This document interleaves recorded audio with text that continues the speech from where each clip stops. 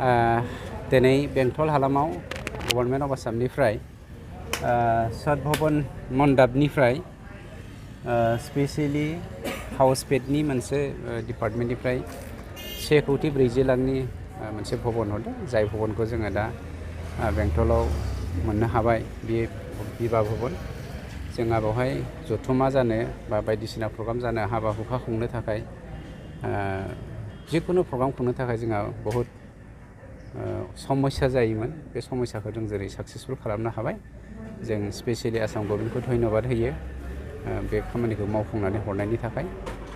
गोजोननाय मोनदों बेनो जे समाजाव जिखुनु फारफ्रोमबो बिथिंनिफ्रायनो जौगानायनि गोनांथि दङ बावहाय जौगानायनि माने मा होनो डेभेलपमेन्ट माखासे स्किमफोरनि गेजेरजों बा अनुस्थानफोरनि गेजेरजोंसो समाजखौ जौगाहोनो हायो आरो बेफोरखौ मोनफ्रोमबो हालामाव दिनै एसे गाबोन एसे मोनदांनायनि गेजेरजोंनो आवगायलांनो हागोन बेखौ गोजोननाय मोनदों। आच्चा गिबिसिनावनो नोंथांमोननि चेनेल गासैखौबो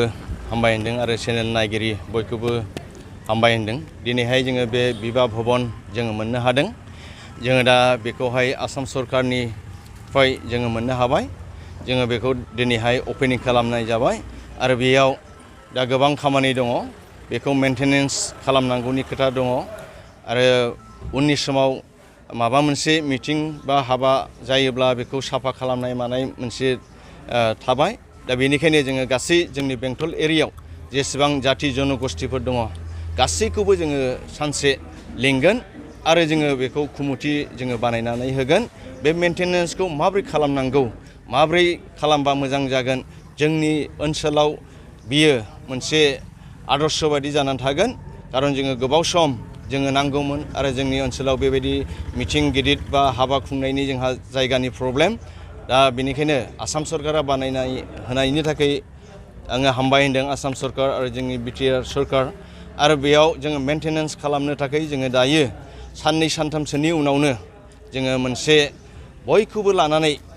मोनफ्रोमबो जाति जनगोष्ठीखौ लानानै जोङो कमिटि बानायगोन आरो बे कमिटिनि दारैनो बे मेंटेनेन्सखौ जोङो खालामलांबाय थानो हागोन होननानै आं आसा खालामदों। सोर आलासिफोर नुजाथिनायाव दिनैनि बे न'खौ बेखेवनाय जादों? दिनैहाय जोंनि बिटिआरनि इएम सार रन्जित बसुमतारी बिथाङा नुजाथिनानैहाय दिनै बे न'खौ बेखेवनानै होनाय जाबाय आरो जोंनि सिडली ब्लकनि बिडिअ सार कुमुद नार्जारी बिथांनि नुजाथिनायाव बे दिनैनि हाबाफारिया जानानै थांबाय आरो जोंनि बेयाव ओनसोलनि गासै गागि आरो जाति जनगोष्ठीनि गासैखौबो जोङो लिंहरनाय जादों आरो जोङो गासैखौबो लानानै जोंनि ओनसोला दे मोनसे हारिजों जोङो जौगानो हाया जोङो बेखौ आन्दाज खालामो गासैबो जाति माहारिफोरखौ जोङो लानानै जौगालांनो जोङो आवगायदों बेनिखायनो जों गासैखौबो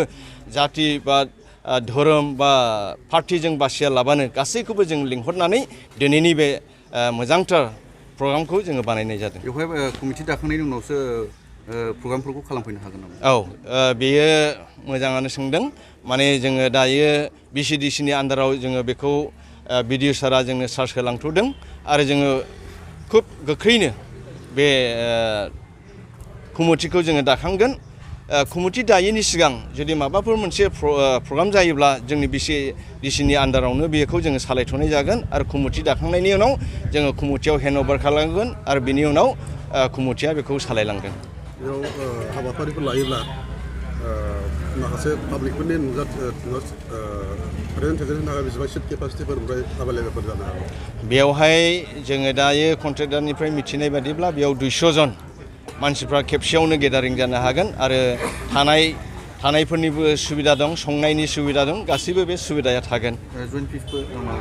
बेयाव जइन्ट फिस लानायखौ जोङो दा बुंथ'नो हाया जोङो जेब्ला कमिटि जोङो बानायगोन बे जइन्ट फिसफ्राथ' जोङो एसे एनै मेंटेनेन्स थाखाय लानांखागोन खारन लाइटनि खोथा दङ आरो बेखौ साफा खालामनांगौनि खोथा दङ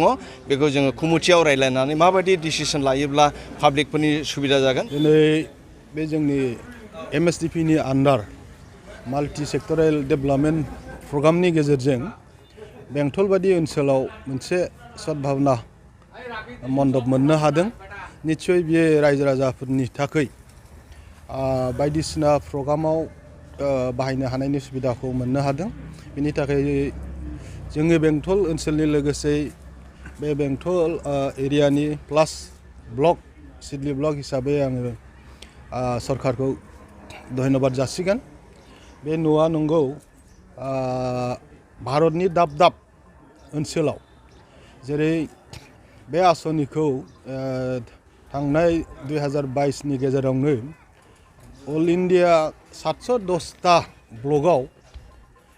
इमप्लिमेन्ट खालामनाय जादोंमोन। लोगोसे 66टा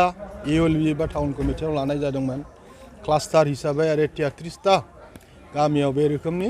आसनिफोरखौ लानाय जादोंमोन। बिनिनो मोनसे जोङो दिनै बेंटल ओनसोलाव मोननो हाबाय। निस्सय बेवहाय रायजो राजाफोरा गोजोननाय दं आरो दा मोननायानो जोंनि जोबथा नङा।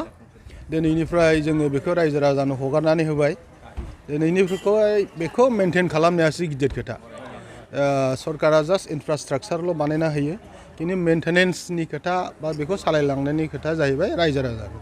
दिनै न' मोनदों होननानै गाबोननिफ्रायनो बेखौ लेथ्रा खालामगोन आं बेखौ आसा खालामाखै। निस्सय बेवहाय जोंनि ओनसोलनि गियानि बेक्ति जोंहा गोबां जों दा लोगो मोनदों। बिथांमोना मोनसे कमिटि लानानै बेखौ मेनेजमेन्ट कमिटि बानायनानै बेखौ मोजां रोखोमै सालायलांगोन आरो बिनि गोनांथिखौ निस्सय रायजो